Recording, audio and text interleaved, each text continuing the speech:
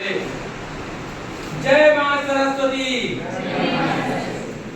मैं राजेश रावत आपके सहाल में 5 अप्रैल 2011 से ज्ञान पीपांशु कंपटीशन क्लासेस अर्थात ज्ञान पीपांशु क्लासेस के नाम से एक संस्था डाला जो निरंतर चलती रही और आज भी चल रही है। आज मुझे बहुत गर्व और अपने आप को बहुत खुशी महसूस हो रही है कि इन 15 सालों में आप इस कोचिंग का आपके द्वारा आपके माध्यम से जो अनुशासन बनाया गया उसका आप लोगों को बहुत बहुत धन्यवाद देना चाहूँगा। प्यारे बच्चों, इस 15 साल में आपकी कोचिंग में कोई ऐसे किसी हमारी बेटियों को हमारे बच्चों को कोई दिक्कत नहीं आने दिया। इस 15 साल बहुत अच्छे से गुजरा है और काफी बच्चे, मैं तो संख्या नहीं बता पाऊंगा, इतनी संख्या हो गई है, कितने बच्चे यहाँ से हमारे मार्गदर्शन में नौकरी पाए हैं, मेरी मेहनत से नौकरी नहीं पाए हैं, केवल कुछ बच्चों मेरा मार्गदर्शन था और मार्गदर्शन है, मार्गदर्शन बना रहेगा। मैं अपने मार्गदर्शन में हजारों बच्चे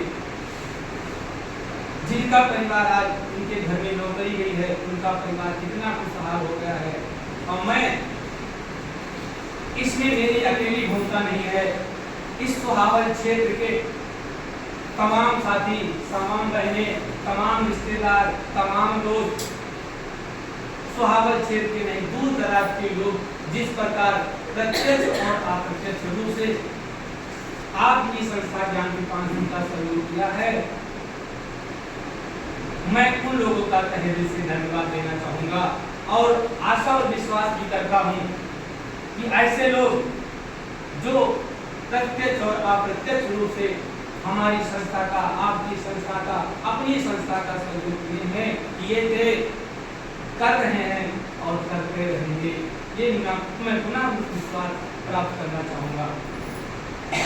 साथियों और मेरे बच्चों, आप कहीं पढ़ो, किसी कोचिंग में पढ़ो, किसी लाइब्रेरी में पढ़ो, लेकिन पढ़ाई सबसे अच्छी चीज है और सबसे मजबूत चीज है कि अगर हम पढ़ लिख लिए हैं तो शिक्षा देना बहुत बड़ी बात नहीं है, लेकिन शिक्षा क्या है? हाँ, जो ऐसी शिक्षा जो हमारे दिमाग को ऊर्जा दे, हमारे दिमाग को ऊर्जा दे, हमारे दिल को करुणा दे, ऐसी शिक्षा जो हमारे हाथ को हुनर दे। मुझे ऐसी शिक्षा मेरे बच्चों को प्राप्त करना है जो हमको क्या दे, हमारे दिमाग को ऊर्जा दे, हमारे दिल को करुणा दे और हमारे हाथ को अवसर दे। ऐसी शिक्षा हमें लेनी है। शिक्षा सभी लोग लेते हैं। आज हमारे समाज में, समाज का मतलब क्या होता है? लोग शायद निगेटिव न सोचिएगा। हमारे समाज का मतलब क्या होता है? मानव जाति। मानव समाज में हमारे घर की बहन बेटियां हों, चाहे हमारी संस्था की हो या किसी घर की हो, चाहे लड़के हों, आज सबसे बड़ी कमी दिखाई दे रही है। वो कमी क्या है कि आज दुनिया भर के हमारे सोशल मीडिया चल रहे हैं जिनमें हमारे बच्चे रील देखने का काम करते हैं।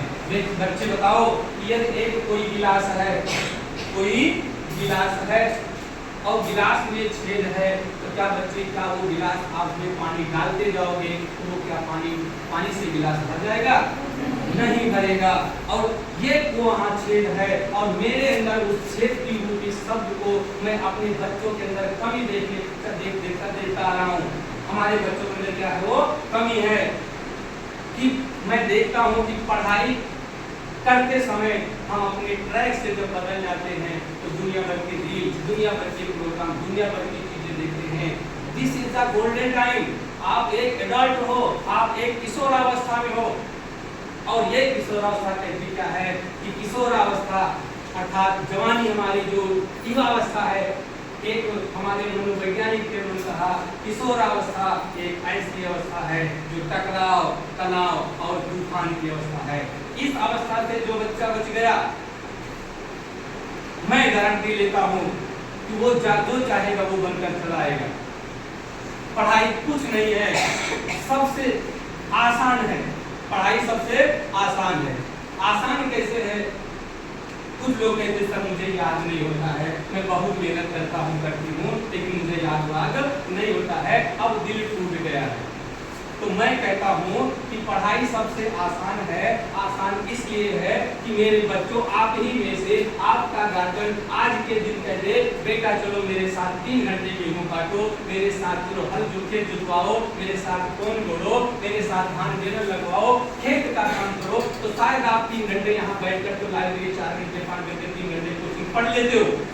क्या 3 घंटे लगातार काम कर पाओगे? तो बोलो आसान कौन है? शिक्षा पढ़ाई आसान है कि काम आसान है? पढ़ाई आसान है ना। और ना याद होने का कारण क्या हमारे बच्चों ने कभी सोचा कि जो मैं जिसे मैं भूलना चाहता हूँ वो भूलता नहीं है, जिसे मैं भूलना चाहता हूँ वो भूलता नहीं है, और जिसे नहीं भूलना चाहता हूँ वो मैं भूल जाता हूँ। आओ मेरे साथ बोलना, दीदी तेरा देवर। बोलो अगर जिसको पता हो, दीदी तेरा देवर। हैरान हूं मैं आपकी जुल्फों को देखकर। आप लोगों ने बोला क्या इस चीज को लेकर के, इस ऐसी कोई गाने वाली बुक लेकर के मैंने कोने में पढ़ने का काम किया? नहीं पढ़ने का काम किया, लेकिन किताब को लेकर मैं कोने में बैठकर पढ़ता हूँ, घर के अंदर एक शांत माहौल में पढ़ता हूँ। वो चीजें मुझे नहीं याद होती है। गाना कैसे याद हो गया? लॉजिक छिपा है। क्या है? लॉजिक। कोई पिक्चर हम देखते हैं, कोई पिक्चर देखते हैं, आज देखे और 10 दिन के बाद वही पिक्चर पुनः रिपीट करके देखते हैं, तो अपने पड़ोसी को बताते हैं इसके बाद अभी ये सीन होगी, अभी ये मार होगी, अभी ये होगा, उसमें ये भी कहेंगे उठ करण उठ, उठ करण भाग, करण भाग। कहते नहीं कहते? तो सीधे एक दूसरे को बगल पड़ोस वाले दूसरे कहते हैं, जो देखा होता है वो शेयर करता है, जो नहीं देखा उससे शेयर करता है ना। तो बच्चों, अगर तो बहुत सी बातें मेरे पास हैं, आपको ऐसे ऐसे शब्द हैं जो मैं बताता चलूं, और आपका दिन बीत जाएगा, रात हो जाएगी, सुबह हो जाएगा, फिर दिन हो जाएगा, रात हो जाएगी, शब्द मेरे समाप्त नहीं होंगे। मेरे बच्चों, तो बस एक निवेदन करूंगा कि जो जिस जगह पे हो, जहां भी हो, जिस स्थिति में हो, आपको केवल क्या करना है? ओनली क्या करना है? पढ़ाई पे मेहनत करना है। मेरे पास मेरे पैरों में चप्पल ना हो, जूता ना हो, कपड़े ना हो, पुराने कपड़े सिल के हम लोग पढ़ के पढ़ाई कर सकते हैं? नहीं कर सकते हैं। एक रोटी कम खा के पढ़ाई कर सकते हैं? नहीं कर सकते हैं। मेरी स्थिति पूछोगे, मेरे छोटे भाई सबसे बड़ा हम और सबसे 5वें नंबर किए। मेरे पिताजी भट्ठे पर क्या करते थे? कोयला लकड़ी जोड़ते थे। सबसे बड़ा मैं, मेरे पिताजी, और मैं 5 भाई, सबसे बड़ा मैं, सबसे छोटे आप। एक बहन लखोरी में शादी की। मेरे पिताजी हम लोगों को पढ़ाई में कभी मना ही नहीं की। आप पढ़ो चाहे जैसे, चाहे कोई काम ही नहीं करवाते मेरे पिताजी, हम लोग जबरदस्ती काम करवा लेते थे। काम मेरे दादा और मेरे पिताजी और मेरे चाचा जी मुझसे कभी काम नहीं करवाए। हम लोग बहुत मतलब गरीबी में थे, लेकिन उतना गरीबी में जिस तरह गरीबी थे कि एक टाइम अगर धान की फसल कटी है तो गेहूँ खत्म हो जाता था, गेहूँ फसल कटी तो चावल खत्म हो जाता था। इस स्थिति में पैसे देने के लिए, फीस देने के लिए पैसे नहीं होते थे। हम 5 भाइयों में कोई ऐसा भाई नहीं है जो किसी क्लास में कोचिंग कर पाए।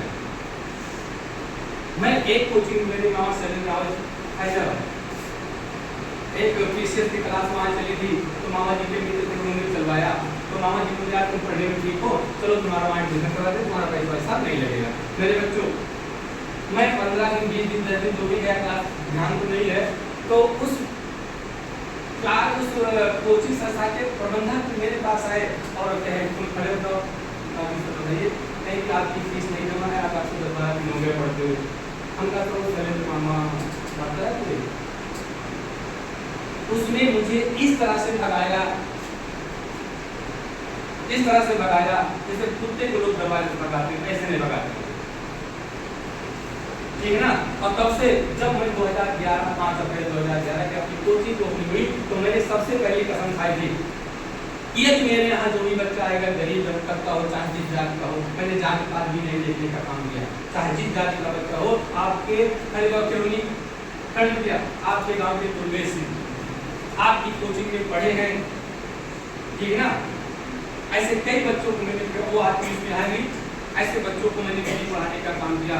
2 बिटिया मान्यता दुबे और महेश दुबे, ये अर्थक के बगल कोई तो पांडव, दोनों बिटिया यहाँ से पुलिस हुई, परीक्षा निकाली, दौड़ नहीं पाई, उनको मैंने फ्री पढ़ाया।